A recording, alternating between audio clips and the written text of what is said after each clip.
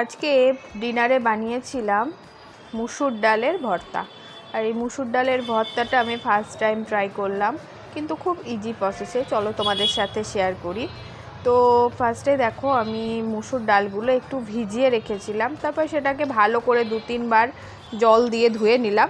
আর এর মধ্যে দেব আলু আর পেঁয়াজ। তার জন্য আলুগুলোকেও এরকম সরু সরু করে বনিয়ে নিয়েছিলাম, তারপর এই ডালের মধ্যেই দিয়ে দিয়েছিলাম। তারপর পেঁয়াজগুলোকেও আমি এইভাবে সরু সরু করে বনিয়ে নিয়েছিলাম, আর দিয়েছিলাম এর মধ্যে রসুন কুচি আর কাঁচা লঙ্কা কুচি। তো এগুলো সবই আমি এরকম করে ছোট ছোট করে বনিয়ে তারপর এটা ডালটার মধ্যে দিয়ে তার উপর দিয়ে দিয়েছিলাম পরিমাণ মতো লবণ আর হলুদ, আর দিয়ে দিয়েছিলাম বেশ কিছুটা সর্ষের তেল। তারপর এটাকে ভালো করে মেখে তো কড়াইয়ের মধ্যে দিয়ে তারপর পরিমাণ মতো কিছুটা জল দিয়ে সেটাকে ঢাকা দিয়ে দিয়েছিলাম এবং আর ফুটতে দিয়েছিলাম। তো এরকম কমিয়ে কমিয়ে ফুটতে ফুটতেই সেদ্ধ হয়ে গেছিলো।